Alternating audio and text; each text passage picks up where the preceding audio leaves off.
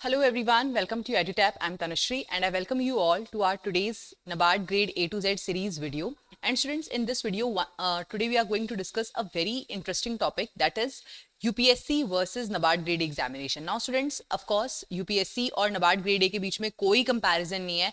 UPSC Civil Services का जो exam होता है, it is way ahead, far ahead of NABARD Grade A examination. यहाँ पर कोई comparison नहीं है. हम versus शायद लिखना भी नहीं चाहिए था. versus जैसा यहाँ पर कुछ भी नहीं है. बट यहाँ पर हम सिर्फ ये देखेंगे कि क्या NABARD Grade A को आप एज अ प्लान भी कंसिडर कर सकते हैं या क्या आपको ये चीज करनी चाहिए. ठीक है, तो ये उन सारे स्टूडेंट्स के लिए है जो सिविल सर्विसेज एग्जाम्स के लिए प्रिपेयर कर रहे हैं और अपनी प्रेपरेशन में वो इस स्टेज पर आकर खड़े हो गए हैं जहां पर उनको कुछ बैकअप सर्च करने की जरूरत पड़ रही है या जहां उन्हें थोड़ी सी एंग्जाइटी फील हो रही है, where the uncertainty, the cloud of uncertainty is surrounding them. ठीक है, तो उस सिचुएशन के अंदर आपको ये वीडियो देखनी चाहिए. अदरवाइज अगर आप अपनी प्रेपरेशन स्टार्ट कर चुके हैं तो ये आपके किसी काम का वीडियो नहीं होगा, आप इसको स्किप भी कर सकते हैं. तो चलिए हम शुरू करते हैं आज के अपने इस वीडियो से. और इस सीरीज के ऐसे और जो रिलेटेड वीडियोज हैं उनको देखने के लिए आप जो लिंक है वो डिस्क्रिप्शन बॉक्स में आपको मिल जाएगा, वहां से आप देख सकते हैं. स्टूडेंट्स, अपार्ट फ्रॉम जो हम आज की अपनी डिस्कशन करेंगे उसके अलावा आपके दिमाग में NABARD as an organisation and NABARD grade as an examination से रिलेटेड बहुत सारे डाउट्स होंगे. तो स्टूडेंट्स, अगर आपको ये सारी इन्फॉर्मेशन एक रिटन फॉर्म में चाहिए तो उसके लिए हमने एक NABARD grade a guide book बनाई है. इस गाइड बुक का जो डाउनलोडेबल लिंक है वो आपको डिस्क्रिप्शन बॉक्स में मिल जाएगा. फ्री ऑफ कॉस्ट आप इस गाइड बुक को डाउनलोड कर सकते हैं. चलिए, उसके बाद में सवाल आता है सबसे पहले कि NABARD grade A versus UPSC. अब ये हमें कब सोचना चाहिए और कब ये ख्याल भी हमारे जहन में आना चाहिए. देखिए स्टूडेंट, सबसे पहले अगर आपको अपनी सिविल सर्विसेज की प्रिपरेशन करते हुए 2-3 साल हो चुके हैं, ठीक है, आप ऑलरेडी 2 to 3 अटेम्प्ट्स जो हैं अपनी सिविल सर्विसेज की प्रिपरेशन में दे चुके हो, बट अभी तक अगर कोई पॉजिटिव रिजल्ट नहीं आया है तो this is the time where you should actually do the reality check. Because assume माई सेल्फ ओनली, मैं खुद एक एक्स सिविल सर्विसेज एस्पिरेंट रह चुकी हूँ. 2 बार मैंने सिविल सर्विसेज का मेंस दिया था, लेकिन मेरा तो शायद फिर भी इतना अमेजिंग नहीं होगा कि मेंस देना भी कोई बड़ी बात नहीं है. बट हर साल हम ऐसे बहुत से एस्पिरेंट्स देखते हैं जो इंटरव्यू स्टेज तक जाते हैं. एक बार नहीं, जो कंसिस्टेंटली 2-2, 3-3 साल तक इंटरव्यू स्टेज तक जाते हैं बट फाइनली उनका सिलेक्शन नहीं होता. या फिर ऐसा भी होता है कि एक बार आप इंटरव्यू स्टेज तक चले जाओ, अगले साल आपका प्रीलिम्स भी नहीं क्लियर होता. तो ये सिचुएशन भी हमें यूपीएससी के अंदर बहुत ज्यादा देखने को मिल जाती है. तो मैं ये नहीं कह रही हूँ कि आप यूपीएससी को लेकर के सीरियस मत होइए, but again since I too have been an aspirant of civil services examination, तो मैं ये बात बोल सकती हूँ कि 2-3 अटेम्प्ट देने के बाद, 2-3 सीरियस अटेम्प्ट देने के बाद आपको एक रियलिटी चेक जरूर ले लेना चाहिए. अगर आपने पूरा एफर्ट लगाया है और उसके बाद भी कोई पॉजिटिव रिजल्ट नहीं निकल कर आ रहा है, so this is the time where you should think. और अगेन जब आप सोचने भी जाओगे ना तो आपके दिमाग में 2 चीजें पक्का आ रही होंगी. पहला आपको लगेगा कि यार सिविल सर्विसेज के लिए इतनी मेहनत करी थी, वो सारी मेहनत मेरी बर्बाद चली जाएगी. But at the same time आपको ये भी लग रहा होगा कि यार अब उम्र हो रही है, सिस्टम में आ जाना चाहिए, कोई तो नौकरी होनी चाहिए, कब तक हम पेरेंट्स पे डिपेंडेंट रहेंगे. एक रिस्पेक्टेबल एग्जिट के लिए भी बहुत आपके दिमाग में चीजें आने लग जाती हैं कि यार किस तरीके से अब हम सोसाइटी को फेस करें. पहले अटेम्प्ट में शायद हमने बहुत चौड़े होकर सबसे कहा था कि हाँ हम सिविल सर्विसेज की तैयारी कर रहे हैं, लेकिन जब 2-3 अटेम्प्ट तक हमारा सिलेक्शन नहीं होता है और फिर सेम वही रिलेटिव्स हमसे पूछते हैं कि भाई क्या कर रहे हो, फिर ये बोलने में कि हम अभी भी तैयारी कर रहे हैं थोड़ा सा मुश्किल हो जाता है. तो इस सिचुएशन के अंदर क्या आपको NABARD ग्रेड ए इस एग्जाम को एक रिस्पेक्टेबल एग्जिट की तरह, एक बैकअप प्लान की तरह कंसिडर करना चाहिए? इसमें क्या आपके एक्स्ट्रा एफर्ट्स लगेंगे, एफर्ट्स जो आपने यूपीएससी के लिए लगाएंगे क्या वो एग्जैक्टली यहाँ काम आ सकते हैं, किन एरियाज में काम आ सकते हैं, कहाँ आपको एक्स्ट्रा एफर्ट्स लगाने की जरूरत है, वो सारी चीजें जो है हम आज के इस वीडियो के अंदर देखेंगे. तो चलिए शुरू करते हैं. देखो, इस पूरी डिस्कशन को हम 2 लेवल्स पे करेंगे. पहला तो एग्जाम लेवल के अंदर किस तरीके से आप चीजों को मैनेज कर सकते हो, क्या डिफरेंसेस हैं. दूसरा होगा पर्क्स के बेसिस के ऊपर. ठीक है, तो देखो सबसे पहली बात मैं आपको ये बताना चाहूंगी कि NABARD जो है one of the regulatory bodies है. ठीक है, रेगुलेटरी बॉडी डोमेन के अंदर बहुत सारे एग्जाम्स यहाँ पर होते हैं. आरबीआई का एग्जाम होता है, सेबी का एग्जाम होता है. ठीक है, RBI as we all know it is the central bank of our country. SEBI जो है वो सिक्योरिटीज को, जो सिक्योरिटी मार्केट है उसको रेगुलराइज करता है. NABARD जो है वो डेवलपमेंटल बैंक की तरह काम करता है. पीएफआरडीए जो है वो पेंशन सेक्टर को रेगुलेट करता है. तो ऐसी बहुत सारी रेगुलेटरी बॉडीज है और इनमें से एक जो रेगुलेटरी बॉडी है वो है NABARD. ठीक है, अगेन मैं ये नहीं कहूंगी कि सारी रेगुलेटरी बॉडीज के अंदर NABARD का एग्जाम सबसे बेस्ट है. ऑफ कोर्स आरबीआई की जॉब भी ऐसी जॉब है जो NABARD से भी ऊपर आती है, बट स्टिल NABARD की जॉब जो है वो आपको क्यों प्रेफर करनी चाहिए और वो आपके लिए कैसे अच्छी हो सकती है, चलिए हम आगे देखते हैं.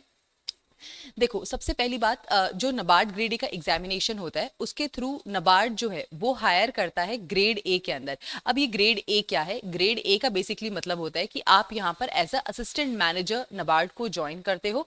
और दूसरी चीज, एक जो सवाल लोगों के दिमाग में आता है, once people start preparing for the civil services, उनके दिमाग में होता है कि यार अब ये छोटी मोटी नौकरियों का हमें क्या करना है, या हम अब यहाँ काम ही नहीं कर सकते, we want to enter into the policy making sector, या अब हमें एक अच्छे ही सेक्टर में काम करना है।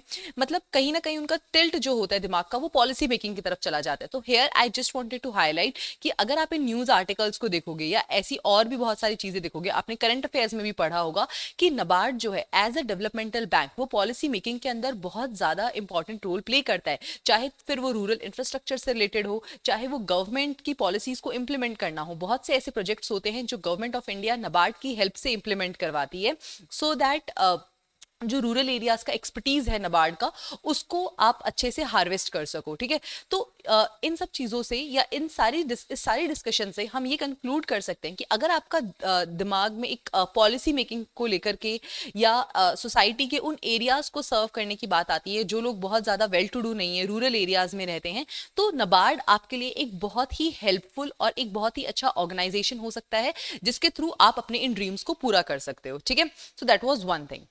चलिए, अब हम बात करते हैं कि एग्जाम लेवल के अंदर यहाँ पर क्या डिफरेंस आता है। देखो स्टूडेंट्स, अगर मैं बात करूँ एग्जाम लेवल की, तो सबसे पहली चीज आती है डिफिकल्टी लेवल। और अगेन डिफिकल्टी लेवल भी जो है वो डिसाइड होता है कि एग्जाम के अंदर क्या कंपटीशन होता है यहाँ पर। तो देखो, सिविल सर्विसेज का जो एग्जाम होता है उसमें लगभग 800 से 1000 सीटें होती है, वेरी करती रहती हैं। लेकिन यहाँ पे जो लोग अप्लाई करते हैं दैट इज 8 टू 10 लाख लोग अप्लाई करते हैं। नबार्ड ग्रेड ए के अंदर टोटल सीट्स जो आती हैं वो 100 सीट्स होती हैं, जिसके अंदर अराउंड 50 टू 70,000 बंदा जो है वो अप्लाई करता है। तो रेशियो कहीं ना कहीं हमारा सेम ही निकल कर आ जाता है। इनफैक्ट यहाँ पर नबार्ड के अंदर कंपटीशन शायद आपको ज्यादा फेस करने को मिल सकता है, क्योंकि सिविल सर्विसेज एक ऐसा एग्जामिनेशन है जहां पर बहुत से बच्चे शायद टाइम पास के लिए भी आ जाते हैं। It's a kind of national hobby as well. लेकिन नबार्ड ग्रेड ए के लिए जो लोग प्रिपेयर कर रहे होते हैं, they are dedicatedly preparing for this examination. उनका इंटरेस्ट होता है, वो एग्रीकल्चर बैकग्राउंड से होते हैं। तो कहीं ना कहीं नबार्ड के लिए जो ये 50 टू 70,000 का नंबर हमें देखने को मिल रहा है, ये नंबर भले ही छोटा लग सकता है देखने में, लेकिन ये बच्चे जो होते हैं इनमें अधिकतर बच्चे या जो रेशियो ऑफ सीरियस एस्पिरेंट्स होगा that is higher than civil services. तो आप ये मत सोचिए कि अगर 50 से 70,000 का है यहाँ पर तो यहाँ पर कंपटीशन कम होगा, नहीं, ऐसा नहीं है। कंपटीशन यहाँ पर भी आपको बहुत अच्छा फेस करने को मिलेगा। इसके बाद बात आती है कि एग्जाम के ड्यूरेशन में क्या डिफरेंस होगा। देखो, सिविल सर्विसेज की तरह ही नबार्ड ग्रेड ए के अंदर भी हमारे पास 3 फेजेस होंगे, फेज 1, फेज 2 और इंटरव्यू। फेज 1 के मार्क्स हमारे फाइनल मेरिट लिस्ट में नहीं काउंट होंगे, फेज 2 और इंटरव्यू के ही होंगे, जैसा कि हमारा सिविल सर्विसेज में भी होता है। लेकिन नबार्ड की जो ये पूरी साइकिल है ये 6 टू 7 मंथ्स में कंप्लीट हो जाती है। लेकिन सिविल सर्विसेज की जो साइकिल है it goes for around 1 year. ठीक है, 1 साल तो हमारा लग ही जाता है। और ये 6 टू 7 मंथ्स के अंदर मैंने नोटिफिकेशन का टाइम मिलाकर बोला है। सिविल सर्विसेज का अगर हम नोटिफिकेशन का टाइम मिला ले तो आई थिंक 1.25 साल लग जाता है हमें पूरी साइकिल खत्म होने में।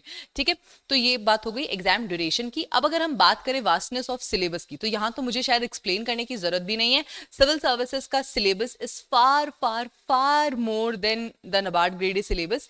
नबार्ड का पूरा सिलेबस शायद आपके ऑप्शनल सब्जेक्ट के सिलेबस के बराबर हो, इतना डिफरेंस है सिविल सर्विसेज में और नबार्ड ग्रेड ए के सिलेबस के अंदर।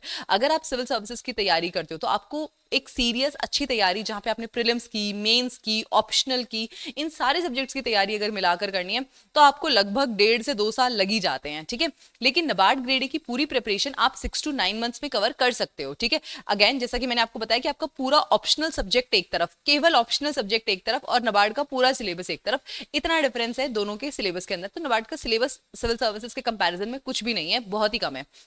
ठीक है, उसके बाद में अगर मैं बात करूं और कुछ कंपैरेटिव एनालिसिस की या कुछ और चीजों को अगर हम कंपेयर करें डिफरेंट अदर एग्जामिनेशंस के साथ भी, तो नबार्ड जो है एक काफी अच्छा बैकअप ऑप्शन निकल कर आता है as compare to the other exams like CAPF और APFC। तो नबार्ड काफी एक अच्छा एग्जाम निकल कर आता है, एक काफी अच्छा बैकअप ऑप्शन निकल कर आता है for the civil services examination. Now students, अब बात आती है कि सिलेबस का क्या ओवरलैप है, क्या आप अपनी एग्जिस्टिंग तैयारी को यूटिलाइज कर सकते हो नबार्ड ग्रेड की प्रिपरेशन के अंदर। तो चलो अब हम उसको एनालाइज करते हैं। तो जैसा कि मैंने पहले भी बताया था कि यहाँ पर हमारे पास 3 फेजेस होंगे, phase 1, phase 2 and the third phase is the interview part. ठीक है, अब नबार्ड ग्रेड को क्रैक करने के लिए आपको किन किन स्किल्स की जरूरत होगी। सबसे पहले तो क्वांट, रीजनिंग, इंग्लिश। ठीक है, कंप्यूटर नॉलेज और डिसीजन मेकिंग, ये 5 कंपोनेंट्स हमारे फेज 1 में आते हैं और इनकी आपको केवल सेक्शनल कट ऑफ जो होती है वो ही आपको क्लियर करनी होती है। उसके बाद में करंट अफेयर्स जो है ये बहुत इंपॉर्टेंट है। यहाँ पर फेज 2 के अंदर जो इंग्लिश पूछी जाती है उसमें reading comprehension, essay writing, letter writing, ये सब पूछा जाता है। एग्रीकल्चर एंड रूरल डेवलपमेंट यहाँ पर आता है, इकोनॉमिक्स एंड सोशल इश्यूज यहाँ पर आता है। तो ये वो स्किल्स हैं जो आपको नाबार्ड के लिए चाहिए। अब हम देखते हैं कि अपनी सिविल सर्विसेज वाली तैयारी को आप कितना यहाँ पर सब्स्टिट्यूट कर सकते हो या कितना यहाँ पर यूज कर सकते हो।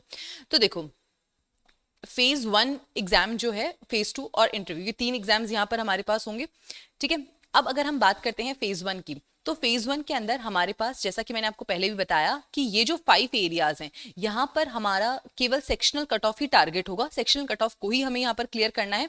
उसके बाद में जो मेन एरियाज हैं वो है जीए, ईएसआई और एआरडी। और नाबार्ड के अंदर सबसे अच्छी बात जो है वो ये है कि जो फेज 2 एग्जाम होगा, ठीक है, फेज 2 एग्जाम का अगर आप यहाँ पर पैटर्न देखोगे तो फेज 2 के अंदर आपसे ईएसआई पूछा जाएगा और एआरडी आपसे यहाँ पर पूछा जाएगा, ठीक है। ये सेम सिलेबस है ईएसआई और एआरडी का। जैसे हम सिविल सर्विसेज में देखते हैं कि प्रीलिम्स में पूछी जाने वाली इकोनॉमिक्स और मेंस में पूछे जाने वाली इकोनॉमिक्स बिल्कुल अलग होती है, लेकिन नाबार्ड के अंदर ऐसा कोई भी सीन नहीं है। सेम सिलेबस एआरडी और ईएसआई का हमारे प्रीलिम्स के लिए होता है और सेम सिलेबस जो होता है वो फेज 2 के लिए होता है। दोनों ही जगह पर हमारा सिलेबस सेम होता है, ठीक है। अब चलिए बात करते हैं थर्ड फेज की, which is the interview. 50 marks का होता है यहाँ पर हमारे पास इंटरव्यू, ठीक है। अब सिलेबस ओवरलैपिंग की अगर हम बात करें तो बहुत से स्टूडेंट्स को लगता है कि सिविल सर्विसेज के लिए करंट अफेयर्स की तैयारी कर ली है, सीसेट के लिए क्वांट रीजनिंग इंग्लिश वगैरह पढ़ा हुआ है तो भाई हम तो रेडी हैं। देखिए ऐसा नहीं है, आप उस प्रिपरेशन को यूटिलाइज कर सकते हैं, लेकिन थोड़ा ओरिएंटेशन के अंदर यहाँ पर डिफरेंस होता ही होता है, ठीक है। अगर मैं बात करूँ कि नाबार्ड के अंदर जो क्वांट रीजनिंग इंग्लिश का पार्ट है वहां पर कौन से ओवरलैपिंग साइड्स हैं, तो इस तरीके के जो नंबर सीरीज के क्वेश्चंस होते हैं, जो सिलॉगिज्म्स के क्वेश्चंस होते हैं, ये सारे क्वेश्चंस जो हैं हमें सिविल सर्विसेज में भी देखने को मिलते हैं। तो यहाँ आपको बहुत ज्यादा मेहनत करने को नहीं मिलेगी, but at the same time यहाँ पर कुछ अलग तरीके के क्वेश्चंस भी पूछे जाते हैं। फॉर एग्जाम्पल, नाबार्ड में पूछे जाने वाली जो रीजनिंग होती है उसका एक मेजर चंक, अराउंड 50% जो क्वेश्चंस होते हैं वो होती हैं पजल्स। इस तरीके की पजल्स हमसे यहाँ पर पूछी जाती हैं। बहुत आसान चीज नहीं होती हैं ये पजल्स, लेकिन इनका जो वेटेज होता है दैट इज अराउंड 50%, ठीक है। तो ये पजल्स यहाँ पर रहती हैं और ये पजल्स हमसे सिविल सर्विसेज में नहीं पूछी जाती। सिमिलरली एक और जो काफी इंपॉर्टेंट टॉपिक है रीजनिंग का, दैट इज इनइक्वालिटी। अब इनइक्वालिटी भी एक ऐसा टर्म, एक ऐसी चीज है जो हमसे सिविल सर्विसेज के अंदर नहीं पूछी जाती है, ठीक है। तो कुछ सिलेबस के अंदर डिफरेंस है और ये वो एरियाज हैं जिनका वेटेज बहुत ज्यादा है। अगर आप नाबार्ड के मोस्ट इंपॉर्टेंट टॉपिक्स देखोगे तो उसके अंदर puzzles, inequalities, machine input output, ये सारे एरियाज आपको देखने को मिलेंगे जो कि सिविल सर्विसेज में हमसे नहीं पूछे जाते हैं। तो ये हमारा थोड़ा सा डिफरेंस रहता है यहाँ पर। उसके बाद में अगर मैं बात करूं करंट अफेयर्स की भी, तो करंट अफेयर्स में भी कुछ चीजें होती हैं जो कि ओवरलैपिंग होती हैं, जो कि आपने सिविल सर्विसेज की जो प्रिपरेशन करी होगी उसके बेसिस पर आप आंसर कर पाओगे, ठीक है। जैसे कि जीएसटी वैल्यू हो गया या इंटरनेशनल सोलर अलायंस का 100 मेंबर हो गया, ठीक है। तो इस तरीके के जो क्वेश्चंस हैं वो हमें सिविल सर्विसेज के करंट अफेयर्स में भी हम पढ़ ही लेते हैं, ठीक है। बट अगेन नाबार्ड के जो करंट अफेयर्स हैं उनके ओरिएंटेशन के अंदर थोड़ा सा डिफरेंस होता है as compare to the civil services. वो क्या होता है कि यहाँ पर हमसे काफी ज्यादा डेटाबेस क्वेश्चंस पूछे जाते हैं और ये जो क्वेश्चंस होते हैं ये काफी ज्यादा फैक्चुअल भी हो सकते हैं। फॉर एग्जाम्पल, अगर आप इस क्वेश्चन को देखें कि Hindon air force station is one of the largest and the biggest air bases and holds dash position globally, ठीक है। तो इस तरीके के factual one liner kind of questions जो होते हैं, जो कि जनरली हमें सिविल सर्विसेज में नहीं पढ़ने को मिलते, उनका भी एक काफी मेजर चंक होता है नाबार्ड के एग्जाम में, स्पेशली जीए के अंदर। जो हमारा फेज 1 मेरिट सेक्शन है वहां पे 3 एरियाज आते हैं, जीए, एआरडी एंड ईएसआई, ठीक है। तो जो जीए का पार्ट है ना वहां पर हमें काफी ज्यादा इस तरीके के फैक्चुअल क्वेश्चंस देखने को मिलते हैं। ईएसआई के अंदर फिर भी हमें स्कीम्स वगैरह देखने को मिलती हैं जो हम सिविल सर्विसेज में भी पढ़ते ही पढ़ते हैं। बट अगेन यहाँ पर जो डिफरेंस होता है स्कीम्स के अंदर या रिपोर्ट्स के अंदर वो होता है कि हमसे ऐसे पॉइंट पॉइंट पे डेटा पूछा जाता है कि ये कितना परसेंटेज था, वो कितना परसेंटेज था। इस तरीके का डेटा जो है वो रट्टा मार के हम सिविल सर्विसेज के लिए तो एटलीस्ट करंट अफेयर्स नहीं प्रिपेयर करते हैं। तो करंट अफेयर्स जो है वो सिविल सर्विसेज की तरह यहाँ पर भी पूछे जाते हैं, बट थोड़ा सा अंतर जो होता है वो ओरिएंटेशन के अंदर होता है। तो उस ओरिएंटेशन का आपने यहां पर ध्यान रखना है, ठीक है। उसके बाद में आता है हमारा ईएसआई। नाउ स्टूडेंट्स, ये एक ऐसा पार्ट है जो आपके लिए बिल्कुल बल्ले बल्ले वाली चीज है, ठीक है। अगर हम यूपीएससी के प्रीलिम्स का सिलेबस देखें या फिर हम मेंस का सिलेबस देखें, उस पूरे सिलेबस को यूटिलाइज आप कर सकते हो कहीं ना कहीं हमारे इस ईएसआई के सिलेबस के अंदर। और अगेन स्टूडेंट्स, ईएसआई का जो पार्ट होता है नाबार्ड के अंदर वो एक ऐसा पार्ट होता है जहां पे करंट अफेयर्स की वेटेज जो होती है वो स्टैटिक से ज्यादा होती है, ठीक है। तो ईएसआई जो है उसमें आपका मेजर फोकस जो होगा वो करंट अफेयर्स के ऊपर ही होगा, स्टैटिक जो भी आपने सिविल सर्विसेज के लिए पढ़ा है वो एज इट इज यहाँ पर काम आ जाएगा। उसके लिए आपको बहुत ज्यादा अलग से एफर्ट्स लगाने की जरूरत नहीं है। सोशल इश्यूज के अंदर हमसे सोसाइटी पूछी जाती है, जो कि हम GS1 के अंदर पढ़ते ही पढ़ते हैं मेंस के सिलेबस के अंदर। इकोनॉमिक्स पूछी जाती है, इकोनॉमिक्स की भी बहुत सी चीजें होती है जो हम GS3 में पढ़ते हैं, प्रीलिम्स के लिए पढ़ते हैं एग्जाम्स के अंदर। तो अगेन यहाँ पर आपको ESI एटलीस्ट एक ऐसा पार्ट है जिसके लिए अलग से कुछ भी पढ़ने की जरूरत नहीं है, आप सिर्फ करंट अफेयर्स पे ध्यान दीजिए, ठीक है। उसके बाद में बस थोड़ा सा ध्यान, जो करंट अफेयर्स का मैं ऑलरेडी आपको बता चुकी हूँ कि क्वेश्चंस जो होते हैं वो हमारे करंट अफेयर्स बेस्ड होते हैं, और करंट अफेयर्स के अंदर जो क्वेश्चंस होते हैं वो काफी ज्यादा ऐसे देखो, अगर आप देखोगे तो छोटे छोटे फिगर्स के ऊपर, परसेंटेज वैल्यूज के ऊपर, इस तरीके से क्वेश्चंस पूछे जाते हैं। तो आपको यहाँ पे शायद रोट लर्निंग ज्यादा करनी पड़े, जो कि आप सिविल सर्विसेज में कंपैरेटिवली कम कर लेते हो, ठीक है। उसके बाद में आता है descriptive paper. Again descriptive paper civil services aspirants की सबसे बड़ी ताकत होती है, क्योंकि यहाँ पर जिस तरीके के क्वेश्चंस पूछे जाते हैं उस तरीके की तैयारी आप ऑलरेडी अपने मेंस के लिए कर चुके होते हो, चाहे वो स्कीम्स को लेकर के हो, चाहे वो इनफैक्ट जो ARD के भी टॉपिक्स हैं, ठीक है, एग्रीकल्चर मार्केटिंग से ज्यादातर क्वेश्चंस हमसे यहाँ पर पूछे जाते हैं, उस तरीके के क्वेश्चंस डिस्क्रिप्टिव के लिए आप कहीं ना कहीं GS3 में ऑलरेडी प्रिपेयर कर चुके होते हो, ठीक है। तो डिस्क्रिप्टिव का जो पेपर है वो काफी ज्यादा ईजी होता है, या फिर काफी ज्यादा मैनेजेबल होता है सिविल सर्विसेज एस्पिरेंट्स के लिए यहाँ पर, ठीक है। उसके बाद में बात आती है राइटिंग स्किल्स। इंग्लिश का जो पेपर होता है हमसे फेज 2 के अंदर, फेज 2 के अंदर जो डिस्क्रिप्टिव इंग्लिश हमसे यहाँ पूछी जाती है उसके अंदर हमें ऐसे चाहिए होता है, प्रेसी चाहिए होता है, कॉम्प्रीहेंशन चाहिए होता है, एंड नीडलेस टू से ये सारी चीजें ऑलरेडी आपकी तैयार होंगी। सिविल सर्विसेज के अंदर ऐसे का डेडिकेटेड पेपर होता है। इनफैक्ट जो हमारे 2 क्वालिफाइंग पेपर्स होते हैं इंग्लिश के और हिंदी के, ठीक है, उसके अंदर भी प्रेसी कॉम्प्रीहेंशन हमें लिखने को मिलता ही मिलता है। तो कहीं ना कहीं आप पूरी सिविल सर्विसेज की तैयारी एज इट इज यहाँ पर यूज कर सकते हो। उसके लिए कोई बहुत ज्यादा चीजें जो हैं आपने यहाँ पर चेंज करने की जरूरत नहीं है, ठीक है। एज इट इज वो तैयारी यहाँ काम आ जाएगी, ठीक है। उसके बाद में बात आती है ऐसे टॉपिक्स की। अगेन सिविल सर्विसेज में जिस तरीके के ऐसे टॉपिक्स पूछे जाते हैं उससे फार इजी टॉपिक्स हैं जो कि नबार्ड ग्रेड ए में पूछे जाते हैं। जनरल भी अगर आपने अपनी सिविल सर्विसेज की तैयारी करी हुई है तो वो पूरा का पूरा जो पार्ट है वो आप अपने एसेज में यूज कर सकते हो। अब बात आती है यूनिक सिलेबस की, एक ऐसा सिलेबस जो आपने सिविल सर्विसेज में नहीं पढ़ा, और यही एक ऐसा एरिया होगा जहां आपको शायद सबसे ज्यादा मेहनत करनी पड़े। ये एरिया है एग्रीकल्चर एंड रूरल डेवलपमेंट, ठीक है।